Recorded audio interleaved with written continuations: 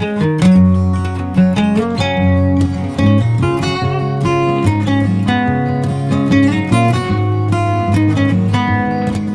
পিঠা বনাবলৈ ওলাইছোঁ। ইয়াতে আমি প্ৰথমতে অলপ গুড় কাটি লৈছোঁ, তাত অকণমান নিমখ, অকণমান বেকিং পাউডাৰ দিছোঁ, আৰু এয়া আমি বেকিং পাউডাৰ আৰু নিমখখিনি এতিয়া গুড়াৰ লগত মিক্স কৰিম। এতিয়া আমি চাউলৰ গুড়িৰ সৈতে গুড় আৰু নিমখ, বেকিং পাউডাৰ এইখিনি ফাৰ্ষ্টতে মিহলি কৰি ল'ম। তাৰপাছত এবাৰ ইয়াতে আমি অকণমানকৈ পানী দি গুড়াটো গুলি ল'ম ভালদৰে। আপোনালোকে চাই থাকক মই কেনেদৰে গুড়াখিনি গুলো ইয়াতে।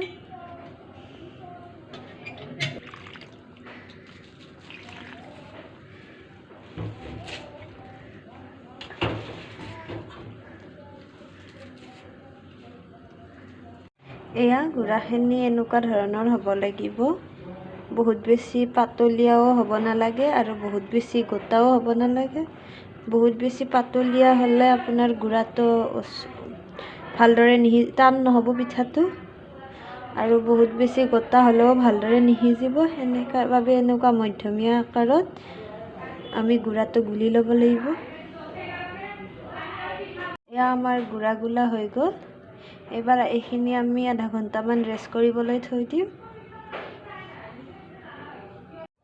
গুলি থোৱা গুড়াখিনি আমি এনেদৰে চুঙাত ভৰাম। আপোনালোকেও এনেদৰে গুড়াখিনি চুঙাত ভৰাই ল'ব।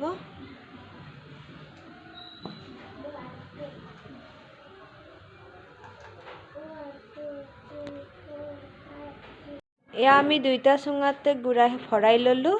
এতিয়া আমি কেনেদৰে ইয়াৰ ঢাকনি দিওঁ খেৰেৰে তাকে চাব।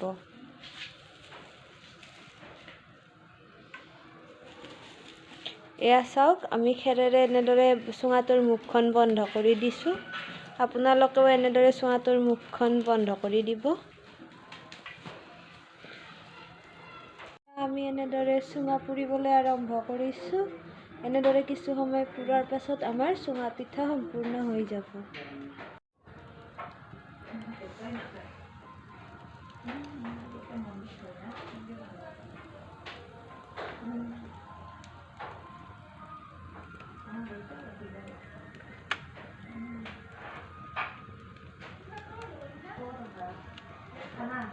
এয়া বাঁহৰ চুঙাকেইটা ফালি লৈ আমি চুঙা পিঠাখিনি এনেদৰে উলিয়াই দিছোঁ। বিৰাট টেষ্টি হয় খাবলৈ। বাঁহকেইটা দীঘলীয়াকৈ ফালি দিব, অলপ দি টানি দিলে বাঁহটো ফালি যাব। তেতিয়া ধুনীয়াকৈ গোটা গোটাকৈ পিঠাখিনি ওলাই আহিব।